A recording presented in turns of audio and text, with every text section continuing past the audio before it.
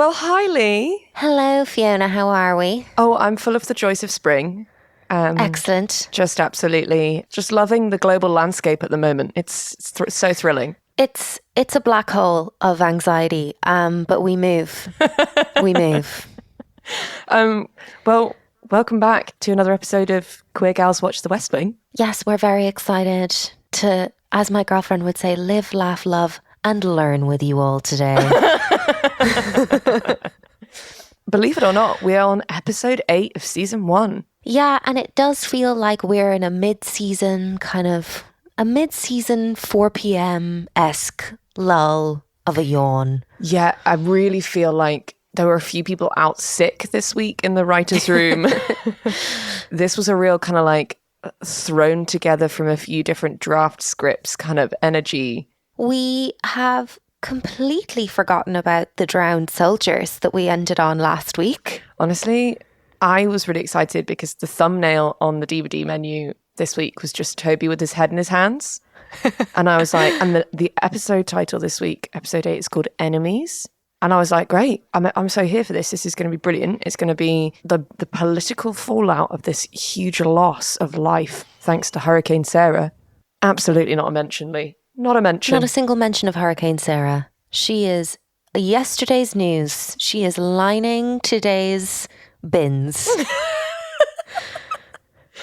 So although the episode title did give me life, and I was expecting some petty drama, it wasn't the drama I expected, but it was drama nonetheless, Leigh. Yeah, it was also kind of rom-com-y vibes. There was a lot of interpersonal play this week. Felt like we were just kind of taking a beat to set up some romantic B-plots. Which feels very not Aaron Sorkin to me. Yeah, it's like, did he let Michael Patrick King in for the week this week?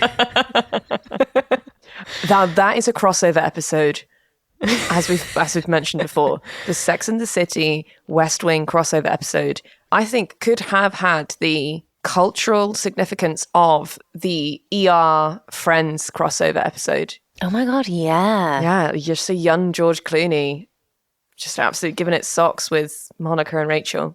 Wow. Damn. Wow.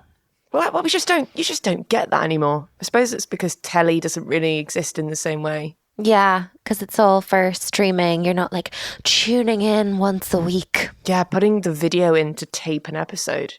Oh, the nostalgia. I know. Oh, I love this. It's a very cozy vibe for us to begin with. Shall I just crack on with the episode recap? Please. Excellent. We classically open the episode with Jed Bartlett once again being absolutely batshit. At 1:30 in the morning, and poor Josh is still at work with his rolled up shirt sleeves. Just Josh and Bartlett in the Oval Office, with Bartlett teaching Josh a little something. Just waxing lyrical about the national parks. And listen, they were a great feat of the New Deal. I mean, take me back to GCSE history. In the words of Jed Bartlett himself, he's a national park buff. Correct. Or in the words of Josh, he is a nerd. Yeah, correct. I would say that being really into national parks in general is not the daddy energy that we started with, but in fact just dad energy. It is very your dad, kind of waxing lyrical about the birds he's recently spotted. Hey, my dad's a really, really, really big into his twitching, as it's known. Getting the binoculars out, going down to the bird hides on a Sunday afternoon. And to be honest, he is such a big deal in the bird watching community that he is in fact referenced. He is. Is it the Birds of Great Britain? His bird watching? I believe so. Yes, he was a contributor. Oh, incredible! Yeah, it was a proud day. Proud Stunning. Day. Now, one of the things that is mentioned in this little opening gambit is something that I would just like us to expand on, Leigh, which is that Bartlett wishes to take a staff field trip to a national park. It's giving Magic School Bus. It's very President Bartlett as Miss Honey, just being like, today, kids, we're going to learn about nature.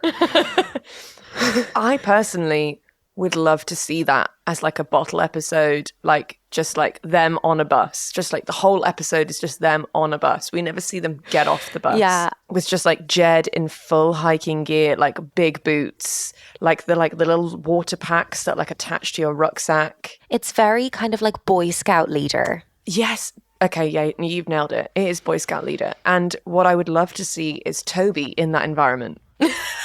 Just still in a suit. I can't imagine Toby more than 6 feet away from concrete. Do you know what I mean? For sure, for sure. He's a metropolitan man. I think he needs like public transport. He needs to be able to hail a cab. The man needs to be able to hail a cab. Now, CJ would thrive. It's the queer energy. It's the queer energy. I mean, I know that she's an American, so it would be kind of irrelevant, but much like you, I think she would have excelled in the Duke of Edinburgh program. I feel like CJ went to camp. She was a camp counselor for sure. Yeah. Oh my God, she had her first queer romance as a camp counselor. 100%. Yes. I don't really wish to... I think Josh would just call in sick. Yeah. He'd be like, I've got a date I can't cancel. I'm doing lunch with, what's her name? Sarah Wissinger. Yeah. Just to continue with that rogue energy, I just thought that perhaps we could spitball some more pastimes of Jed and Abby Bartlett's. Now that we have, in fact, met Flotus. Yes. I was wondering, well, as a couple, do we feel like they enjoy hiking as a couple, or is it very much sort of Jed solo? I don't see Abby/Stockard hiking. No, I think that's a boys' activity for Jed. What I do see, however, is, I don't know what it's called, but you know when baseball players, and we're familiar with this from League of Their Own, when they go into that tiny little cage and the machine shoots baseballs at them and they just have their bat and they just have to keep hitting. I feel like that's something that Jed and Abby do as a couple. Is it a batting cage? A batting cage. Thank you so much. I had driving range in my head, but that's obviously golf. Which is so boring. Yeah, no, I really love the baseball thing, and I feel like she'd wear like a cute little like Letterman jacket. Yes. Like maybe his from when he was like in the football squad back in the day. Cute. A little vintage number. Love that for them. I also feel like they're a couple that enjoys a cruise. Absolutely. They would be the talk of the cruise dinner table. You know, when you're sat with complete randoms. They said there'd be a lot to do in Venice, but I can't seem to see much apart from all these old buildings. Sure is a lot of water. I would be like, well, I'm going to be sitting with them every night because they're completely crackers. Yes. Great. I'm so glad that we've covered that. It's just important, I think, to delve into the personal life of the President of the United States, you know? Agreed. I'll cut to the real focus of the episode now, which no, is not the thousands of US Navy lost at sea, but it's the previous week. The previous week is in fact a banking bill that we know nothing about apart from the fact that it's a big plot point. Like the banking bill itself isn't really expanded on. All we know is that everyone in the gang is feeling really good about it. Everyone in the gang feels like it's, quote, in the bag, which to me, listener, makes me think it is 100% not in the bag. Yeah, we're foreshadowing really, really hard. And that means that someone's going to fuck it up. Precisely. But to move on to what I feel is the real focus of the episode, it's Mallory. It's the return of Mallory. And she is hotter than ever. She's just constantly in a series of fantastic cable knit jumpers.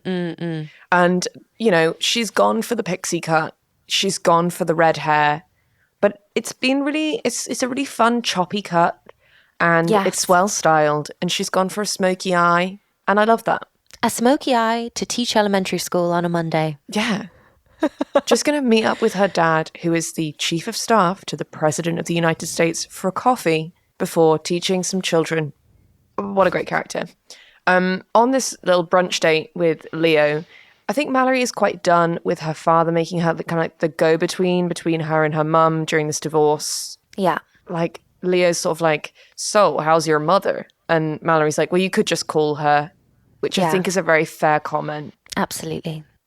Evidently, Leo reads into this as like, oh, my daughter hates me. Which is he's feeling a little sensitive, which is fine. He's going through a tough time. And then we just very briefly get told about the fact that Leo and Jenny had an opera subscription. Of course. They're a classy couple. Very tasteful. Or they were. R.I.P. R.I.P. R.I.P. their marriage. And that these opera tickets are up for grabs now. So Mallory's like, oh, well, I guess I'll take them. So let's go to the kind of beef that's going on in the White House. So we get some more vice president action. Hoynes is back. And he is slimier than ever. Oh my God, I hate him so much. But that is just, chef's kiss. Give it to me. I love just a horrible, vile character that I can just really throw some energy into hating. Yeah. He is like, there's a cabinet meeting.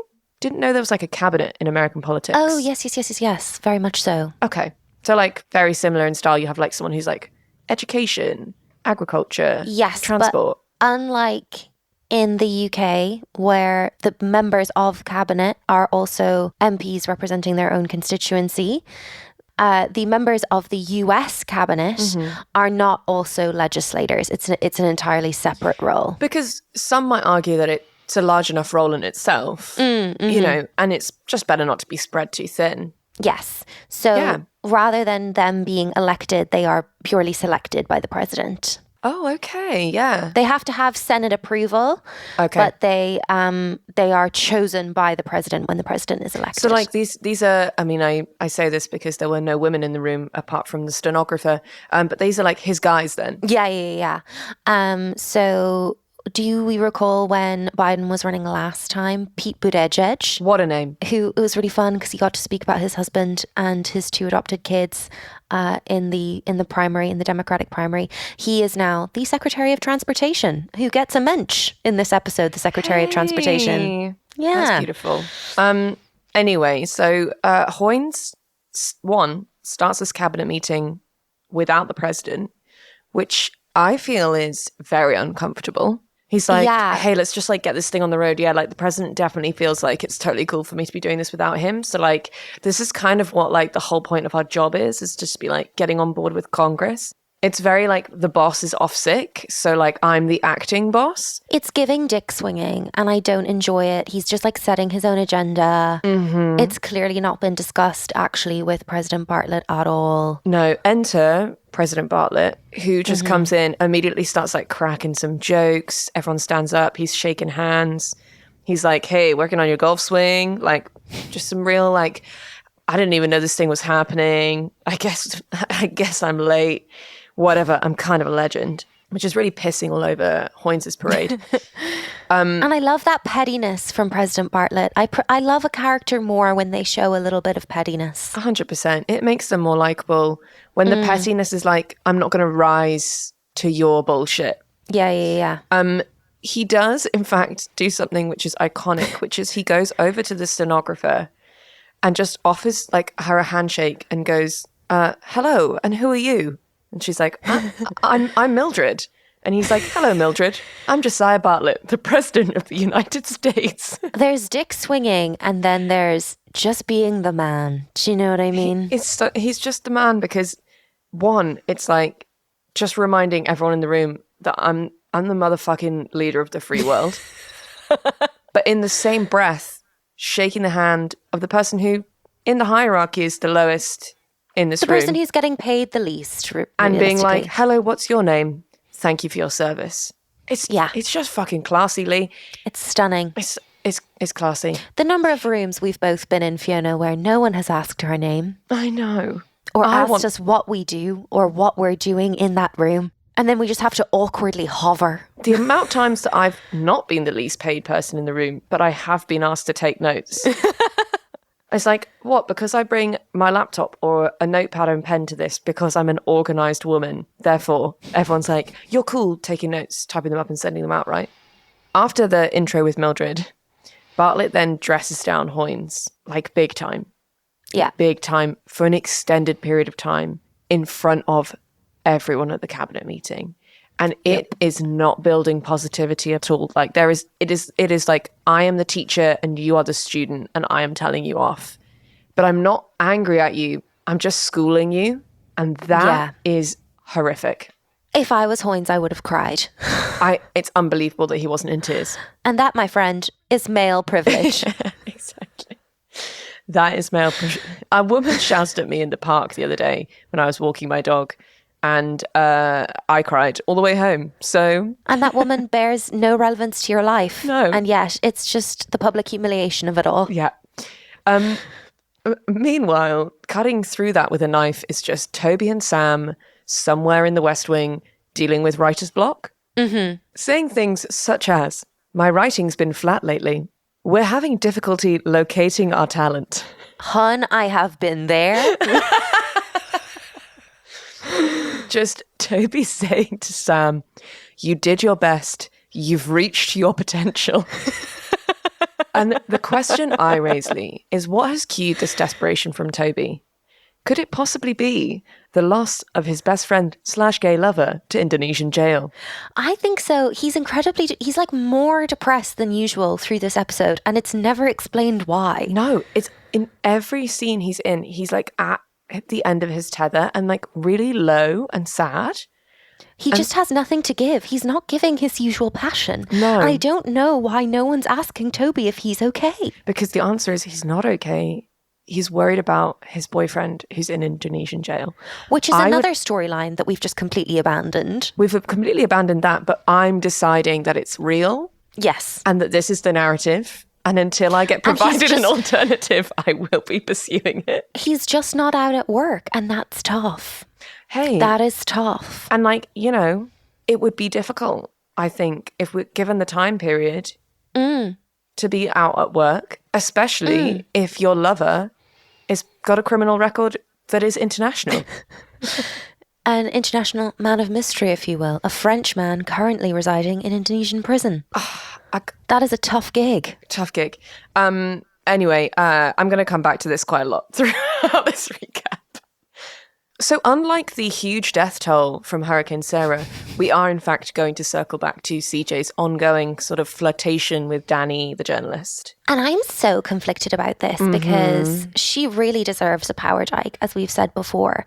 But he has so much more game than I was expecting that I almost want to give it to him. Like, I almost want to be on Team Danny. So I've decided I'm just imagining that he's Rachel Maddow. Oh. Because the banterous conversation fits in with her kind of who she is. So I feel like I'm just going to pretend that Danny is a woman. In which case, spiritually, I'm loving it because he's grafting, and for me, that's what I like to see. CJ isn't just the sort of gal that you can like flirt with a bit and she's going to go on a dinner date with you. He knows that this is a long game, and he's like, I'm in for the long game. I mean, one might argue that what I find as like banter and flirtatiousness, others might think is just completely insane. Because what he says is, I'm a very good looking guy, CJ. I mention it because it's not something people notice about me right away. I like seafood. I like most food. I'm a lively conversationalist. I'm very good at kayaking. I can kayak. Obsessed. No notes. I am simply obsessed with the idea of a man letting someone know he's good looking because it's not something that people notice right away. That is such a fun energy to be like, I'm hot and I know it. I might not be like conventionally handsome. I feel like it's an energy that I should, for my own kind of like self-worth, take into my life going forward. You are conventionally hot, Fi. I don't know what you're talking about. Thank you. That's so cute of you to say that. I just really appreciate it. But I just think that it's that thing of perhaps the reason why I like it so much is that he's not going to CJ like, I need you to find me hot to feel good about myself. I already feel good about myself. Yeah. It would just be great if I could take you for dinner. It's so good. Jesus, hot under the collar. So if I'm saying Rachel Maddow, like for you in lesbian culture, who is Danny? Ooh, Really put you on the spot here, Elise just like so lost in thought right now. I'm just thinking about all of the people that I'm deeply in love with. Elise just thinking about girls. Just thinking about queer people. You know, I could see a Mae Martin bringing this energy to the table. I would love that for them. I feel like they would nail that as a character. Yeah. Because I can kayak. I can kayak. And also just generally being like the way that he just like hovers around. Danny like hovers around. I see that for Mae. I think they could slay it. It's also a classic case of what my mum always says, which is you just need to make yourself available. That's so classic. That's My mum's whole like flirting vibe is make yourself available and then make yourself indispensable.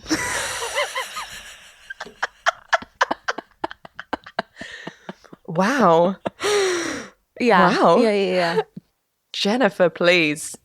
It's a strange thing to say, but my mother has game and it's something that I'm aware of and know, but that's fine. Something that you're dealing with and processing. Let's go back to Hoynes. We'll just take a brief pause so that I can express my hatred a little bit more for Hoynes. We see him like holding court with like doing a little press conference, and We see him do several impromptu press conferences. it makes me want to throw up. I'm so angry, and there's like these people, like a little group, are buzzing around him. He literally signs off this weird little press conference by just going, "This just in: the internet is not a fad." Ew. Like what? Like It's also what's inexplicably disgusting to me is also the thanks guys at the end as he like walks away from them. It's just so grim. I hate it. However, it makes me feel alive, so I would like more of it. So Mallory, let's come back to Mallory. She is asking out Sam Seaborn, who seems to have immediately forgotten about Laurie. Yeah, like what is his relationship status with Laurie? I'm confused. I also am confused. Is he still saying that they're friends? So this is where my little red flag comes up with Sam Seaborn. And obviously we spoke about this in detail last week vis-a-vis the state dinner. So he can go on a quote-unquote not date with Mallory, which is definitely a date. But he gets to be really shitty with Laurie because she wants to study for her degree and earn money the way that she's choosing to earn money. Yeah, it's confusing. I suppose maybe you could make the argument that they had a bit of a falling out at the end of the last episode. So maybe he sees himself therefore as a free man. But I do just feel like we are kind of like pitting two of the most fun female characters against each other for what is quite an emotionally underdeveloped man. Yeah, agreed. Like they are both badasses. I'm obsessed with them both. And both of them are, I would say, out of his league. But then it's difficult, isn't it? Because Rob Lowe's very like 2000s attractive, isn't he? It's not for me, frankly, the rimless glasses, but whatever. Anyway, Mallory arrives to ask Sam out in, I think, one of the outfits of the season. Oh, 100%. She's wearing what she was wearing to breakfast with her father, but with the most stunning coat I've ever seen. It's like a white or cream wool coat with a fur collar. It's beautiful. What she thinks she's doing going to teach elementary school wearing that coat, I don't know. I'm also very concerned that she's going to be late for work because she's spending so much time flirting with Sam Seaborn. But alas, alack, I guess even as an elementary school teacher, she seems to have a lot of time on her hands. It's helpful for her character to have a lot of time on her hands, I think. I'm also obsessed with the idea of asking a man out on the date and then immediately saying there will be under no circumstances sex for you at the end of the evening. We all need to be a bit more Mallory. We do. Because it's an incredible way to set up someone's expectations, but whilst also being like, but I am still talking about sex. Yeah. I'm still putting the idea of sex with me in your mind. Yeah. It's just an absolutely incredible move from her. And frankly, I think Mallory's got great game. I think the combination of the coat and the game is proving to us that Mallory is in fact a hot bitch. And I would expect no less from the daughter of Leo McGarry. Correct. So the question is, Leigh, would you go to the Beijing Opera with Mallory? 100%. I mean, I don't normally go for like a femme gal, but she's hot. She is hot. And also, I feel like she's quite fiery. But with like an earthiness to it. It's not like fire as in like drama, I'm stressed. It's fiery as in like our good friend Amy. Is that a tone? Yeah. just a Geordie woman. Please, Newcastle, forgive me for that accent. It's something I'm working on. So this is the episode where everyone seemingly needs Leo's help because he is spiritually everyone's father. Yes. So we have this lovely little scene where we open with just CJ and Sam on like a little like tiny 2-seater couch in Leo's office. neither of them wishing to say why they're there. Both kind of looking like they're waiting to see the principal. It's very that, isn't it? So CJ just wants to have like a bit of advice because she's trying to handle the like Hoynes Bartlett cabinet meeting drama. She's trying to spin that. Sam, however, and I will give him a little bit of respect for this, is being transparent with Leo, and he's saying, look, I've been asked to go to the opera with your daughter tonight. Yeah. He then very roguely says, don't worry, she's made it very clear that there's like no funny business is going to happen. And Leo's like, well, what do you mean by that? And Sam's response is just, how about we stay away from that? Which again, I feel is a good call. It's a great call because no one wants to talk about, one, sex with their boss. No. No one wants to talk about sex with their boss regarding their boss's daughter. No. So great call from Sam there. Leo's just like, yeah, whatever. Like, it's totally not a big deal. Like, she's a grown woman. She can do what she wants. And then as Sam walks out of the office and Leo is left alone for the first time to digest this conversation, he just says to himself, I'm fine. and yet he's so not fine. No, he is not fine. So Hoynes is doing another like impromptu press thing where he's talking about like joking about building gas stations on Mars. And the fury that I feel, he then just like someone's like, one of his aides is like, oh, you know, CJ Craig's here and she wants to speak with you. And he literally like rolls his eyes. Yes. And then she, I think, very politely is like, look, a journalist has come to me and said that there was beef in this meeting. And I'm just trying to work out the cabinet meeting that morning. I'm just trying to work out where that information's come from so I know how to deal with it. Mm-hmm. And he's just an absolute fucking asshole to her. And he like really dresses her down and is basically like, I can't believe that you're accusing me of this, CJ. Like, I'm the vice president of the United States and you need to show me some goddamn respect. And she has to like kind of backtrack a bit and she's like, yes, sir, no, sir. Which I feel like he gets a big kick out of because goddamn bastard. It is interesting because although we are obviously presenting him as like extremely smarmy, the only member of the West Wing team that we ever see him like dress down, this is the second time we've seen him like dress down CJ, which again, I think proves to my point from a couple of episodes ago that he is a misogynist because the only one he actually openly comes for is CJ. And I think he also very much sees her as like Leo's little minion. Yeah. At like Leo's beck and call, which also I think is undervaluing what she does as a job.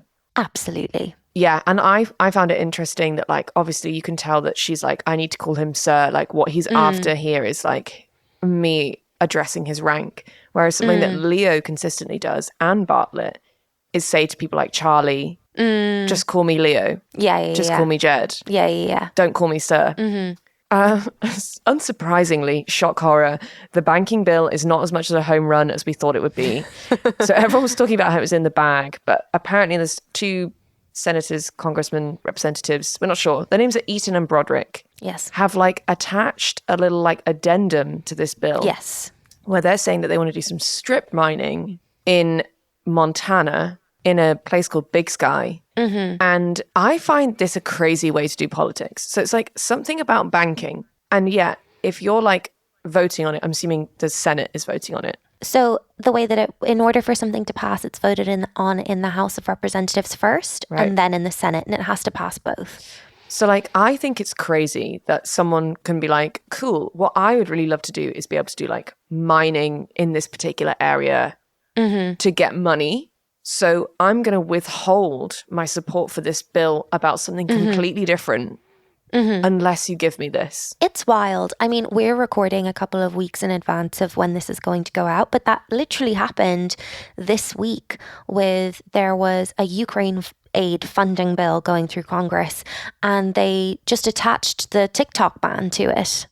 And it's like, in what world are those two things related? You know, it's just kind of crazy. And it feels very, to use a phrase that we come back to in this episode, it feels really antiquated.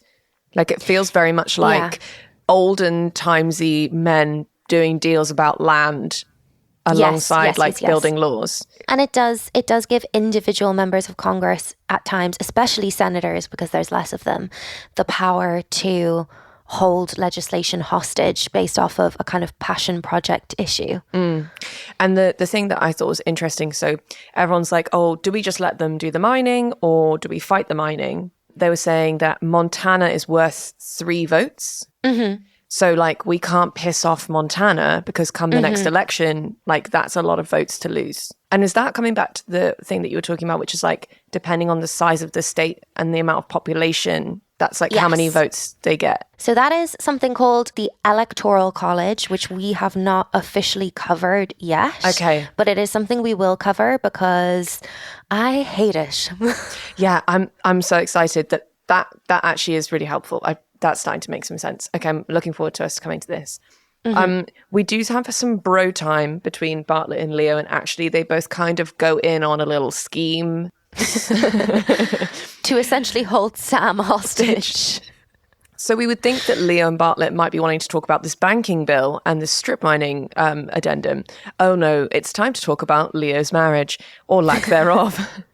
Jed Bartlett delivers this line to one of his best friends, which is about Mallory. He says, she's her mother's daughter and you made her mother cry. Devastating. And I just resent Bartlett giving parenting advice when he was under the impression that his 18-year-old daughter would be like happy to go out for milkshakes and like wouldn't want to go to a bar and hang out with Charlie. Yeah.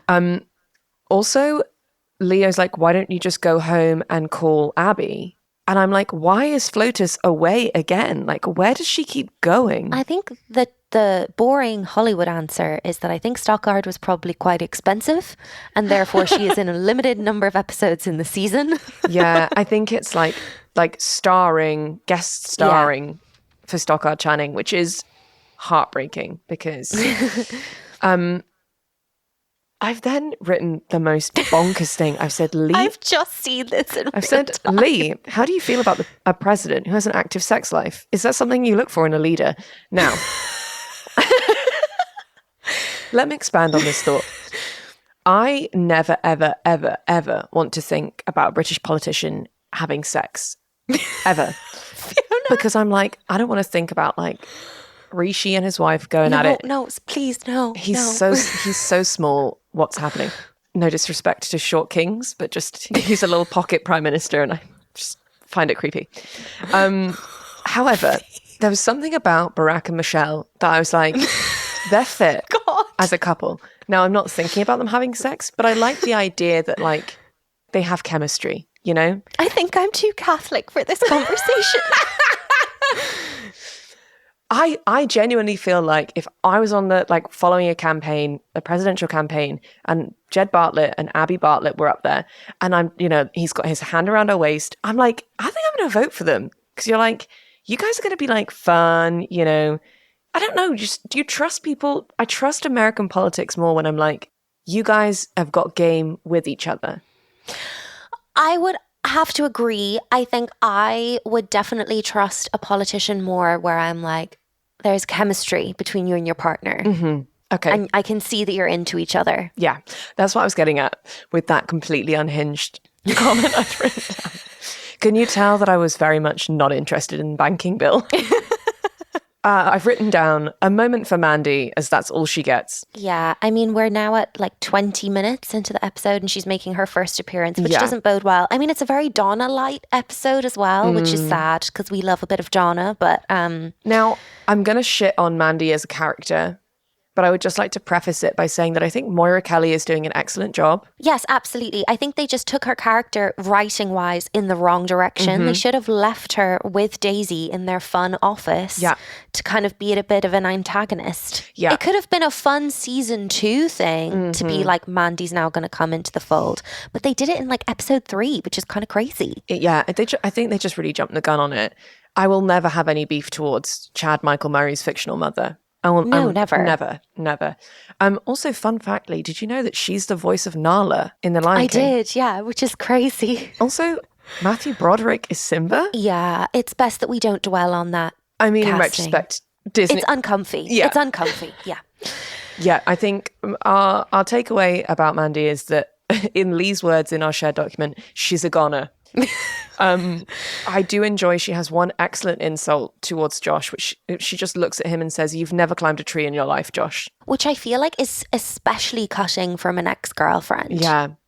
She's also wearing a fantastic outfit. The stylists have been fair to her this week. You know what? Her workwear is always great. They just go crazy with her for the formal attire. Yeah. But no, I totally agree. The suit is phenomenal. It's like a coffee coloured suit with a black lapel. It's beautiful. It's really gorgeous.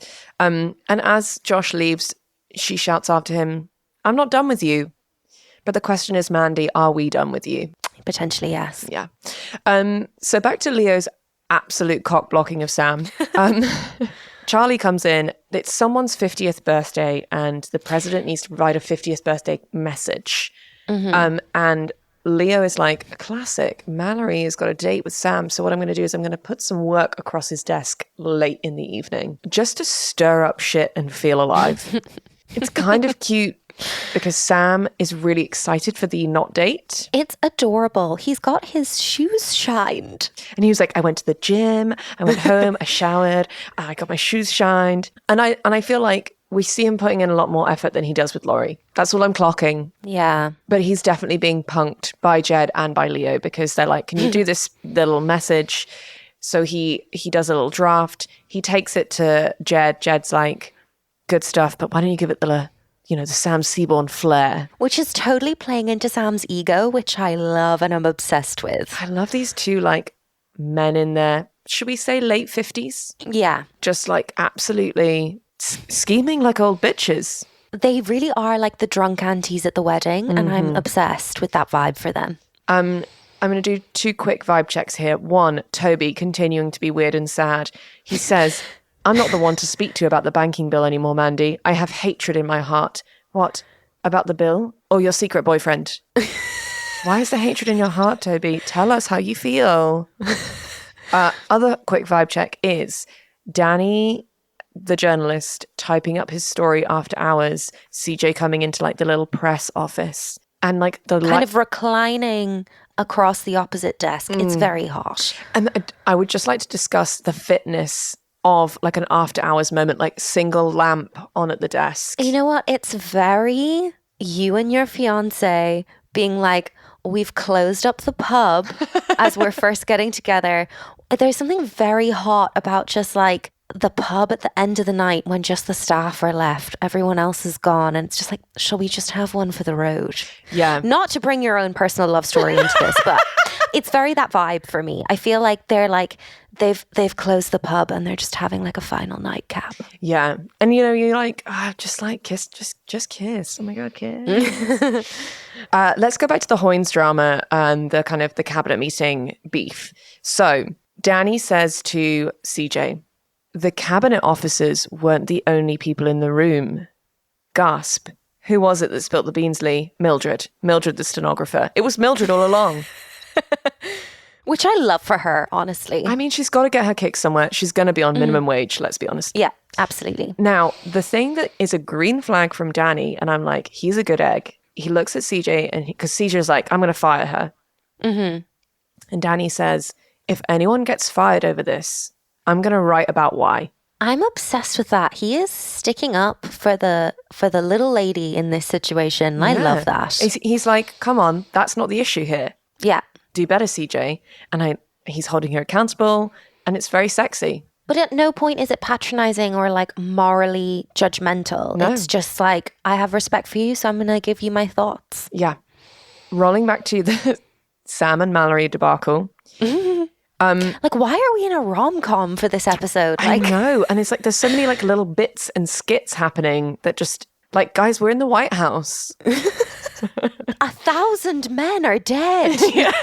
12,000 potentially. Oh, sorry, yes, 12,000 men. We haven't heard how many have survived.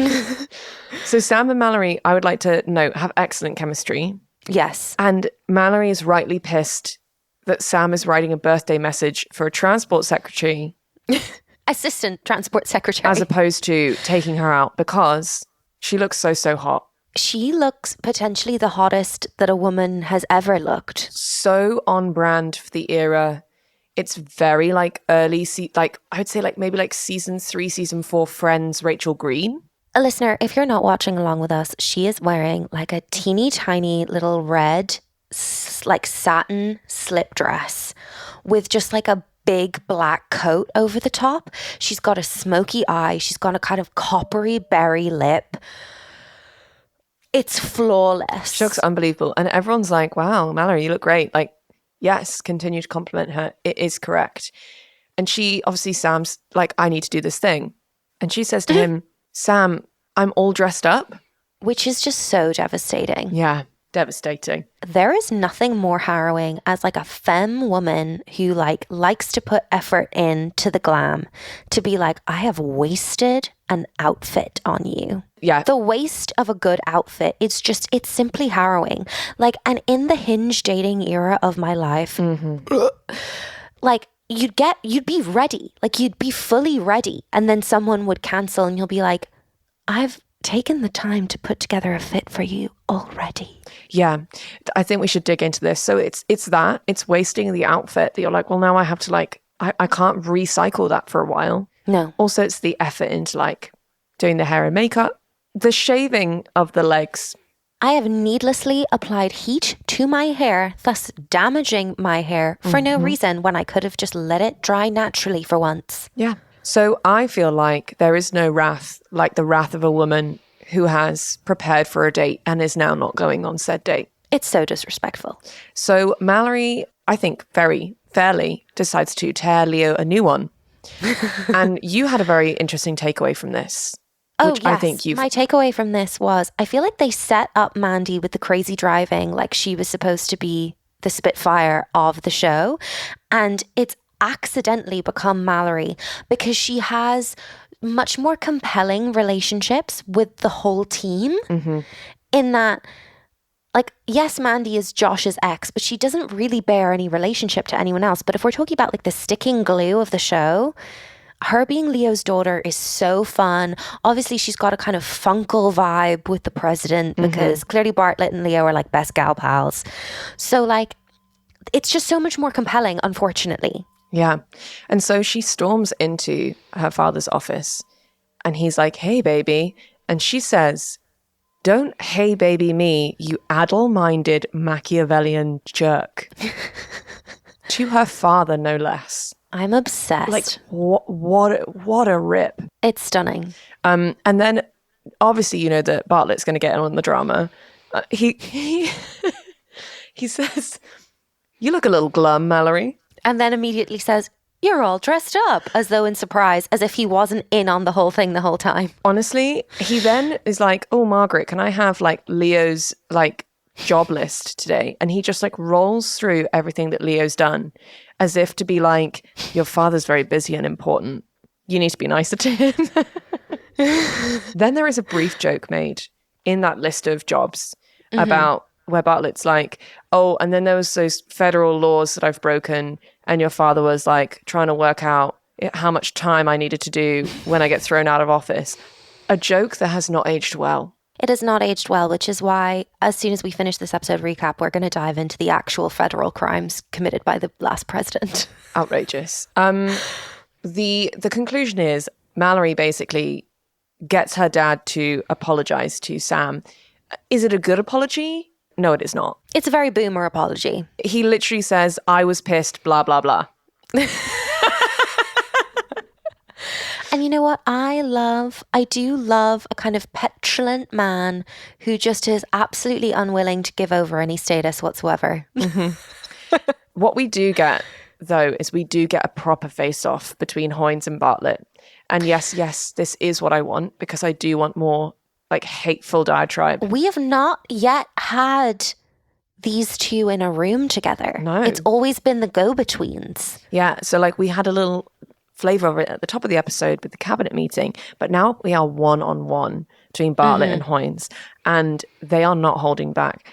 Hoynes is very irate, and he basically shouts at Bartlett, what did I ever do to you except deliver the South? Stunning. What a line. Such a good read. Such a good read. And then Bartlett responds, he says, you shouldn't have made me beg, John. obsessed. It's also kind of hot. I'm like, oh my God, are they going to kiss? Yeah. Like, I'm so excited. Is it a hate to love storyline?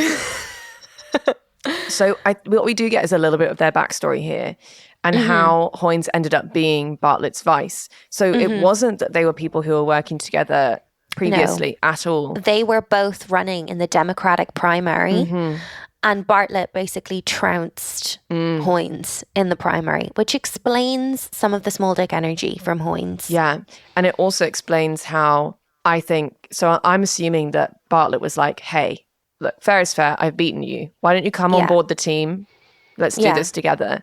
Yeah. And I feel like Hoynes was like, say that you can't win if it's not me. Yeah. Which a very similar kind of vibe, I think, actually played out between Barack Obama and Hillary Clinton, because obviously Obama kind of was the big surprise beating Hillary Clinton in the Democratic primary in 2008. And then he turned around and had to kind of beg her to then be his Secretary of State. I think she really did need some convincing in order to kind of accept the role, because I think obviously it's very painful. You've just lost the primary. You wanted to be the president yourself. Yeah. So there's some very like raw feelings going on there. I'll have some closing thoughts on Josh and Mandy this week, which is it seems to be whatever Josh thinks, Mandy thinks the opposite. And she doesn't seem to have like a character role other than that. Like we have some fun, cute, tiny little chats between her and CJ. But like bring back Daisy. Like bring back someone who she like actually has a relationship with. Do you know what I mean? There's no spark between her and Josh anymore because they need more conflict. They can't just have like bickering workplace conflict. They need like real political strategy conflict, which is what was there in those first couple of episodes. And I think she should have stayed like a political threat to him, working 100%. for someone else. However, Josh does work out how to fix the banking bill amendment about this strip mining, which is to just make that area a national park. Cue Bartlett's continual love of national parks. Yes, now Charlie has been trapped. So Josh goes to tell Bartlett the good news and enters Bartlett's office where Charlie is literally sat in a chair while Bartlett's telling him about black and grizzly bears in Glacier Park and how hikers have to sing to keep them at bay. And honestly, like I feel like we've all been Charlie being like, I just want to go home. Yeah. And my boss is just continuing to talk shit. Yeah. But we've worked out the banking bill, the most boring storyline that there's ever been, with the fact that we're going to have a national park. So Jed is happy, and it's a win for the gang all round. Yeah. Now Bartlett shakes Josh's hand and says, "Good job," and I feel like I want that. How do I get that feeling? Yeah, I want specifically, like, I'm not interested in the Paul Hollywood handshake. Like, no. That is just irritating at this point. But what I am interested in is a handshake and a job well done from President Bartlett. Yeah. I'll accept Martin Sheen if it can't be the fictional character. I feel like I keep having these moments where, like, my gut is like, yeah, I would have voted for him. And that's one of those moments. And we're closing out this quite pedestrian episode with a really overly worthy moment between Josh and Bartlett, where Bartlett's like walking back towards the president's quarters and Josh like stops him and is like, "We talk about enemies more than we used to. I just wanted to mention that." Which is so irritating to me. Like, and you know why it's irritating to me? Because if that was a female member of staff, she would have to explain what she means and why she means it. The fact that he, just as a boy, just gets to throw this big moral judgment out there without having to do any of the kind of justification work is just so annoying. And the thing that's also annoying is like, why are we foreshadowing when we had never seem to have any continuing story threads? No, it is all kind of very neat with a bow at the end of every episode. Yeah. Also, what I would really love is to know how long we've been in office. Because is this like 3 months after Hurricane Sarah? I'm assuming there's the passage of time is so unclear, and it's not even like they're giving us exterior shots that are showing us that like it's a different time of year. So that's my main beef right now, because in your own words, a deranged episode. That's such a good point, though. Maybe the reason why Mallory has so much time is because it's summer vacation. But then add in a line. But then why are they all wearing coats? Like, why is she wearing a fur coat? Yeah, I don't know. I don't know. Yeah, I feel like I don't know how long we've been in office. I feel like I have no idea how the public are receiving Bartlett as president. No. And I feel like I'm really upset that Stockard wasn't in this episode. Agreed. And that's the end for me. Should we move on to our rapid fires? Yes, best fashion Leigh. Oh my God, it's all about Mallory. It's all Mallory this episode. The coat with the fur collar, the smoky eye, the kind of coppery berry lip. It's incredible. It's just all stunning. It's win-win for me. Mm-hmm. I have no notes, no feedback to give there. It's beautiful. What could a British or Irish politician never get away with? I just can't imagine an Irish president saying, "Hello, Mildred. I'm Josiah Bartlett, the Taoiseach of Ireland." Yeah. It would be like, yeah, I know. Yeah, like I'm not a fucking idiot. I also agree that like asking a stenographer their name or anything about them is impossible. From a British politician, I feel like you would get accused of like being really patronizing or accused of harassment. I think it's what we've come to the conclusion of is like most British politicians. I think the Irish politicians do have like a bit more charisma, but I think unfortunately most British politicians are just like really awkward people who don't know how to interact with everyday human beings. Yeah. Like there's no chat. There's no game in British politics right now. And I'm crying out for it, Leigh. Because I would get so politically involved and motivated. Of charisma. That's all I'm asking for. What is your man, I feel like a man moment? I'm a very good looking guy, CJ. I mention it because it's not something that people notice about me right away. I like seafood. I like all food. I'm a lively conversationalist. I'm very good at kayaking. I can kayak. I enjoy movies. I enjoy music. I'm not wild about ice skating, but what the hell, I'll do it. Yeah, it's perfection. With honourable mention to Hoynes's heinous impromptu press conferences. I think for me, my honourable mention is, what did I ever do to you except deliver the South? Just because it's like, it feels such a masculine line. So masculine. Because he is essentially saying what he contributed at work, which is hard as a girl to say out loud. Yeah. Without wanting to come across as a prissy bitch. Yeah. You know, he's not worried about coming across as a prissy bitch. No. Because he delivered the South. He did. What made you proudest to be American?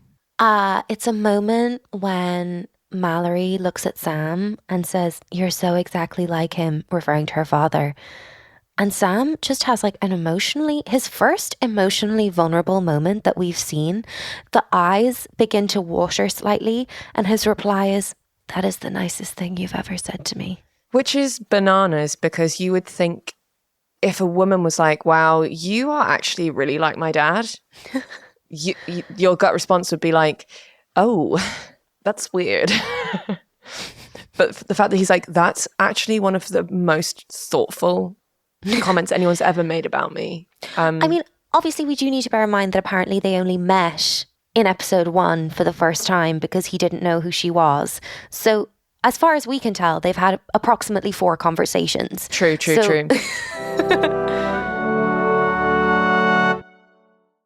Well, now I've waffled on enough about how I didn't really like any of that episode.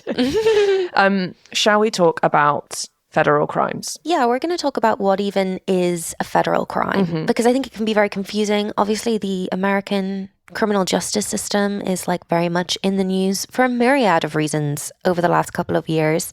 But a federal crime is different from a state crime in that it needs to have either occurred on federal property, involve a federal agent or employee, crossed state or country lines, or broken a federal law.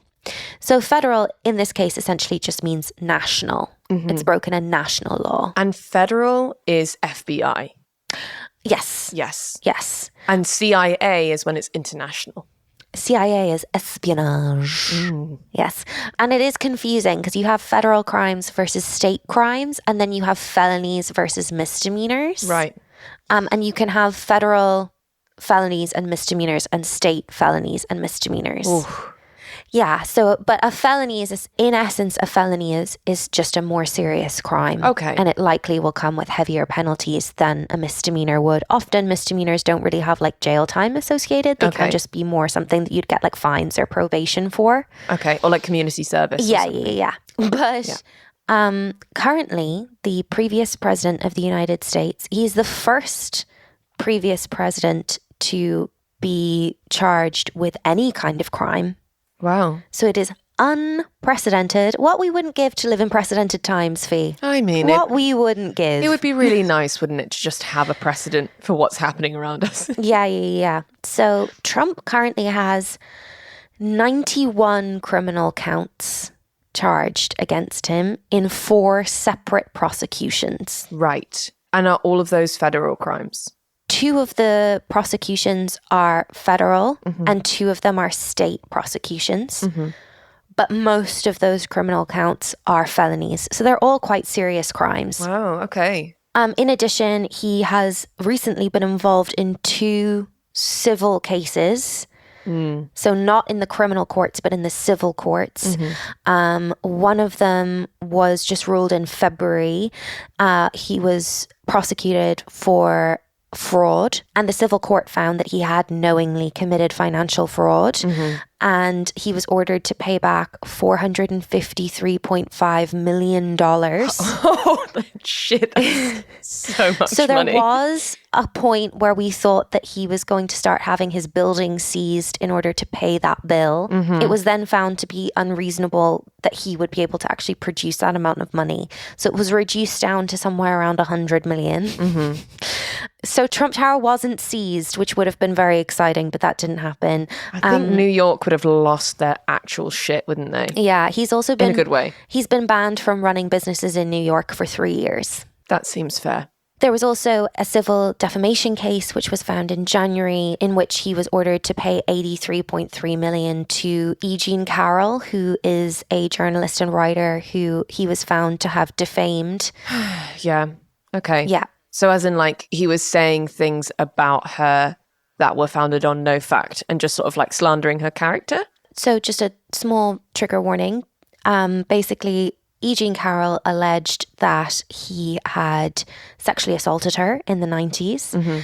And he then obviously took to Twitter and Truth Social over a period of time, both while he was president and when he was not president, and basically said that he never would have done that because he didn't find her attractive. Right. But then it was found that when he saw a picture of her from the 90s, he did in fact confuse her with the woman who was his wife at the time. Right. And she then, subsequent to that, he then put out more statements defaming her character. He was then ordered to give her more money for defamation because it was found that he had defamed her again after that civil trial. For God's sake. So those are the civil trials. And then we move on to the criminal trials. Obviously, we are running out of time until November 2024. And there is a good chance that Trump is going to be reelected. And Clark Neely, the Senior Vice President of Legal Studies at the Cato Institute, gave his opinion saying, there is general agreement that a sitting president may not be criminally prosecuted. So if Donald Trump is elected president again, any pending criminal prosecutions against him will almost certainly be stayed, or more likely, in the case of the federal prosecutions, dismissed. It is both unknown and hotly debated among legal scholars whether Donald Trump could pardon himself if he is elected president again this year. Yeah, because I suppose this is the difficult thing about living in unprecedented times. It's like there's literally never been a reason to have a law or make a decision on what to do in this case because it's never been the case before. It's never been a problem before. I'm just going to give a quick, very legal's terms rundown of what he's actually been charged with. Great. Please, everyone bear in mind, I am not a lawyer. I'm not a legal scholar. But I do think it's important that lay people understand what's going on. So from my having consumed a lot of information about this over the past year, these have been my takeaways. I will be pointing you in the direction of much smarter and much better informed people, but they also might use language that's quite exclusive in some cases Yeah. because they're such smart and educated people. And there's also so much literature on this topic that I think it's hard to get like a broad overview in really simple terms about what's actually happening. Yeah. So, as I say, in legal's terms, this is what President Trump has been charged with. First of all, we have the two federal prosecutions. So the first one is the classified documents case. If we all remember, Trump's Mar-a-Lago home was raided, and he was indicted in June 2023 in Miami on 40 felony counts for allegedly hoarding classified documents after he left office. So these are documents that pertain to national security, that maybe have to do with assets, so people that are in foreign countries spying on behalf of the US government. So could really genuinely impact both the safety of the United States and the safety of Americans abroad. 11,000 documents were seized, including around 100 that were marked as classified. Some were labeled as top secret. Keep going. Yeah. It's crazy. And he was charged with, as we say, many things, including willful retention of national defense information, false statements and representations, conspiracy to obstruct justice, withholding a document or record, corruptly concealing a document or record, etc., etc., etc. Now, it is important to say that some classified documents were also found in Biden's office that he had held after he left the vice presidency. The difference here is, and the reason why Biden hasn't been prosecuted, is because the minute that Biden's lawyers found those documents, they immediately alerted the National Archives and the documents were handed over the very next day. It was also far less documents. And that is the reason why Biden has not also been prosecuted. He didn't try and hold on to them even after they were requested back. Right. Now, on to the second federal prosecution, which is election interference. So he's charged with 4 felony counts for his alleged efforts to overturn the 2020 election. This is also kind of being referred to in the news as the January 6th case. Okay. And it alleges that Trump and a co-conspirator attempted to exploit the violence and chaos at the Capitol by calling lawmakers to convince them to delay the certification of the election. It also alleges that they pushed the then Vice President Mike Pence to violate the law to delay President Joe Biden's victory. And one of the key pieces of evidence is a January 2021 call that President Trump made to the Georgia Secretary of State, Brad Raffensperger, who is a Republican, to induce him to overturn the election and find the exact number of votes needed to flip Georgia from Democrat back to Republican. So when he's saying find those votes, is he saying fabricate votes? Is that what's being inferred? He just says find. Right. Which you shouldn't have to find votes. They should just be counted. Right. So it's the kind of the drama, not to, minimize it, but the drama there is that there's an inference that they are trying to create votes or just be, it's shady. Yeah. And shady. We'll get into that a little bit more because there's also a state case in Georgia. So we move on to the state crimes. And what's really significant about the state crimes is that Trump, if he's reelected, can't pardon himself for state crimes. Interesting. He can only pardon himself for federal or, as we say, kind of national crimes. So that's why they're really significant. Also, the first of the state prosecutions is actually already underway. And because of various delays with the other 3 prosecutions, it's kind of looking unlikely that any of those trials might actually go ahead or be concluded by November. Okay. So the case that, as I say, we're recording a couple of weeks in advance, but as of recording, the case that is currently being tried is the hush money case in New York, which has been brought by the DA Alvin Bragg of Manhattan. And the reason why this case is going first is because they were also the first to charge Trump.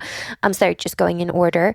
But basically, 34 felony counts in connection with an alleged hush money payment to an adult film star. So this is the case related to, you might have seen the name Stormy Daniels in the news. But basically, Stormy Daniels was paid by the National Enquirer, which is, well, the case is about whether or not Trump ultimately actually paid for this, but was paid $130,000. Basically, it's called a cash and kill, to kill the story of Trump having an affair with Stormy Daniels. And the reason why this is a crime rather than just another politician having an affair is because what is alleged is that Trump was paying the National Enquirer to kill any negative press about him and only put forward good stories about him and put forward damning stories about his political opponents. Right. It's less about the affair and it's more about how he's manipulating the press. Yes. And so because Trump doesn't want to admit to anything at all, he's also trying to say that the affair with Stormy Daniels and another woman, Karen McDougal, never happened. But that's actually legally irrelevant to what he's being charged with. Oh, interesting. Ultimately, the thing that makes it a crime is the fact that his campaign finance money was used to make these payments.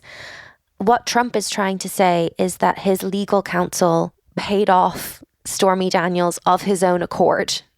Oh, so, okay. Yeah, just like someone just did it. He never spontaneously, asked. Okay. just out of fealty to Trump.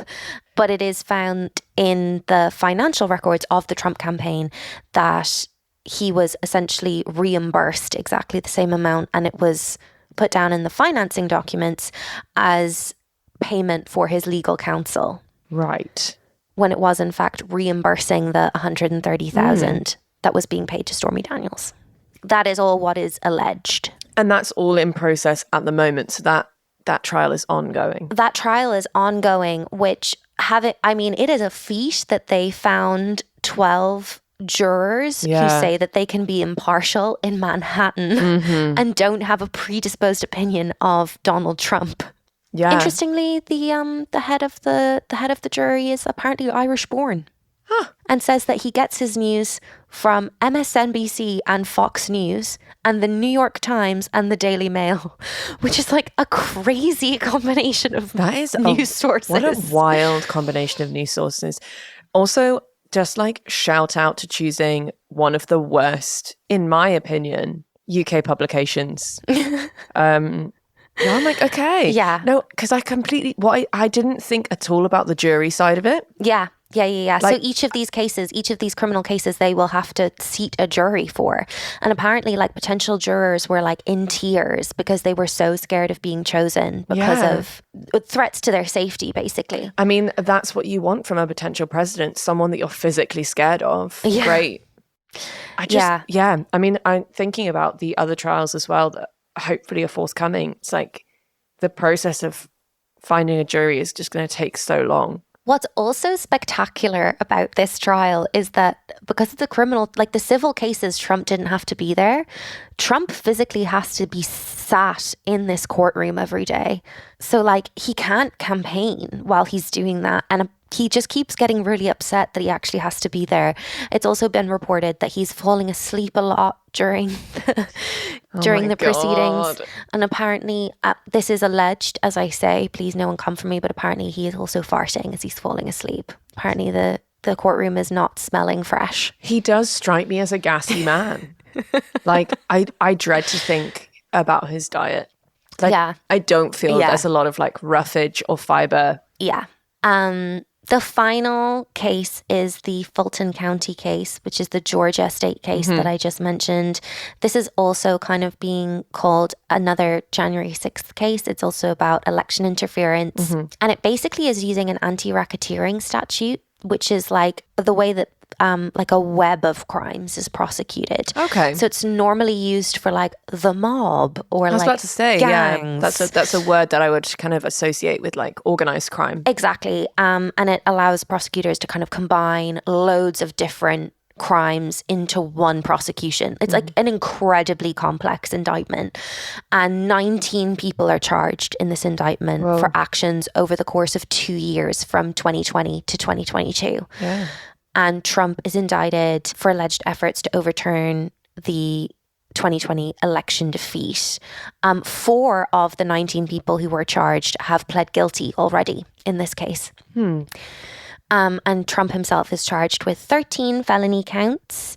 It's been brought by County District Attorney Fani Willis, who, much like Letitia James in New York, these women are out here doing the Lord's work, in my view. That is very much my subjective view, but I'm obsessed with them both.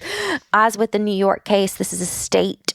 If he were to be convicted, this would be a state conviction, so he would not be able to later pardon himself for it as president if he were to be convicted. Some of the things he's prosecuted for are false statements in writings, filing false documents, violation of the Georgia Racketeer, Influenced and Corrupt Organizations Act.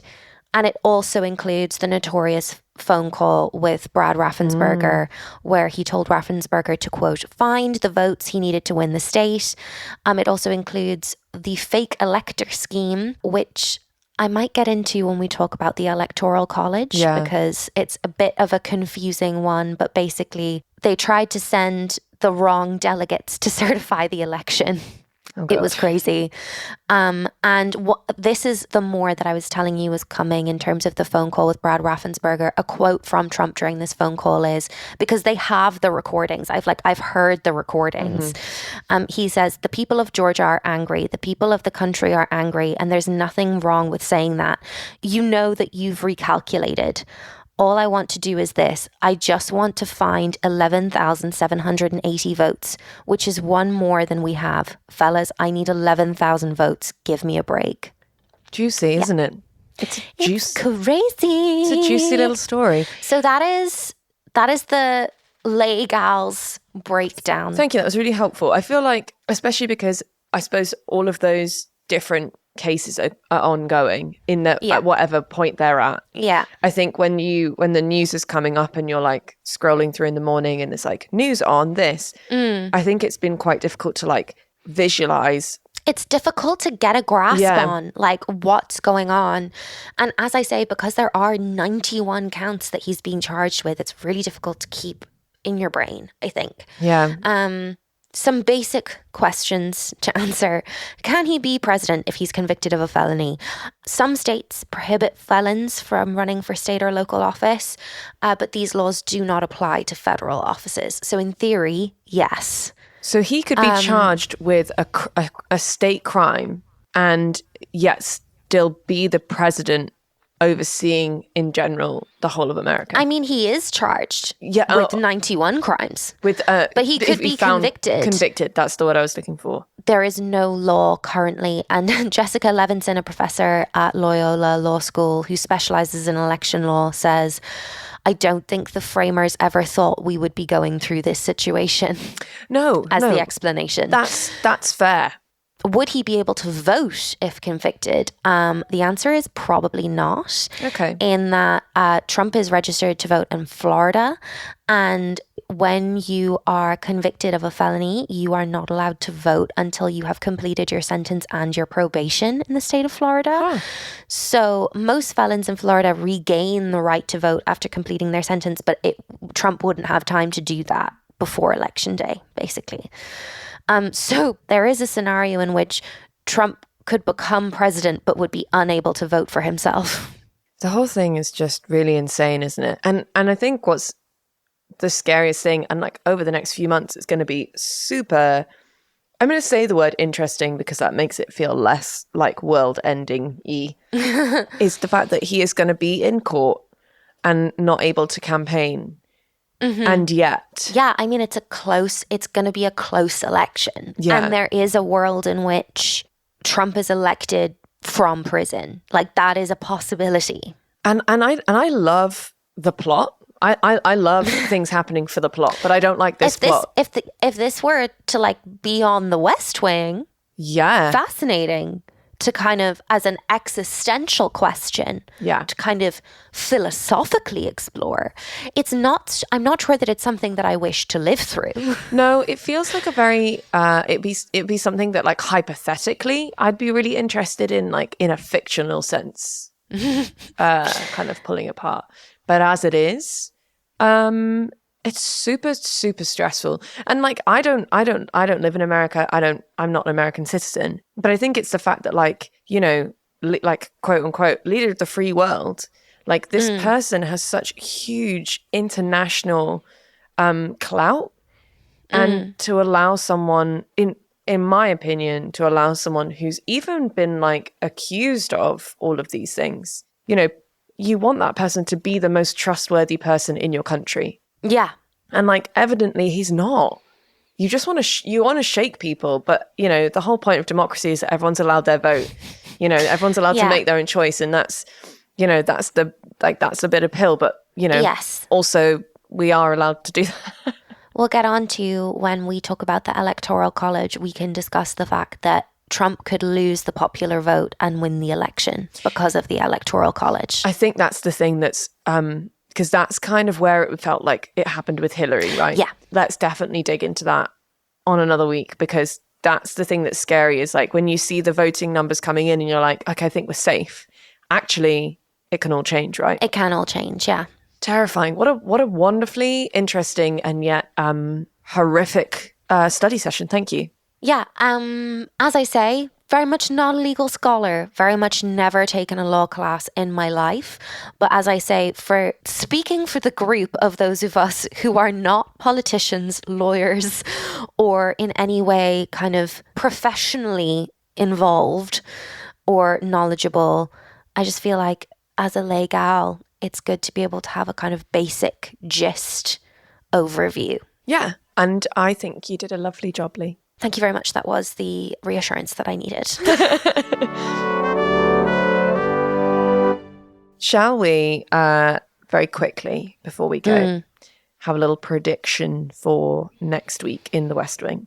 Ooh, I feel like Sam is going to have some things come home to roost between Laurie and Mallory because he's kind of got two things going now. I would like some more Donna. I would like some more Charlie. I would also like a multi-episode arc of any kind. I think you're really onto something there. Yeah, like that. I'd like to see some follow through for like a few episodes. And maybe that will happen when we get to mid-season because there would have been a mid-season break, right? I imagine so. So like they probably want a bit of a beefy story to like take them up to where they would be breaking. For me, I feel like I want to see Bartlett grapple with the like pressure of being like a national figure. Yeah. Because at the moment, like he's coming into rooms saying like, I've got a Nobel Prize in economics. And like, that's all fair and good. But like, I think I want to see, we get a lot of like, you did great in that speech out there, sir. And it's like, I want to see the speech. Like, I want to see him interacting with the general public. I want to see his State of the Union where he has to go into Congress and be like, guys, this is where we're at. Yeah. That's what I want to see. So that's my hope, is that we'll have a little bit more of that, like kind of the realities of how his term is going, I think. The nuts and bolts. I've had a lovely time. This, like, what you've done, Leigh, is you have lifted a very dull episode. And I feel politically invigorated. Oh, wow. Thanks. What a feat in the year of our Lord 2024. So should we just do it all over again next time? That sounds great. In the meantime, let's all keep calm and remember it's very unlikely that any of us will ever be charged with 91 felony counts. So true. You know what? And like, maybe all that we can wish for is to one day climb a tree. I don't feel that would be safe for me. No. But you go for it, hun, if you would like to climb a tree. Leigh, you know me, I've climbed many trees. Why was that so sexual? I didn't mean that really genuinely, like, I've climbed trees. She loves the outdoors. If you guys want to get in touch with anything that you would like Leigh to focus on in her little study question sections, or if you had any questions kind of about what we've been discussing this week and we might be able to point you in the right direction of some further reading, please get in touch on the socials. Drop us a little message. We are at Queer Girls Watch on Instagram. We are queergalswatch@gmail.com if you would like to send us a little mail. Some electronic mail. Because, as we know, the internet was not a fad. Thank you, Hoynes, for stating the fucking obvious. We also now have a Patreon. You're so welcome to like keep listening to this for free. We know there's a cause he lives on, so like please, no stress, no obligation. But if you would like to be a member of our Patreon community, you can find us. The link for that is in the episode description. And we've got some kind of fun benefits if you want to come join the club. So please do check that out if that's at all interesting to you.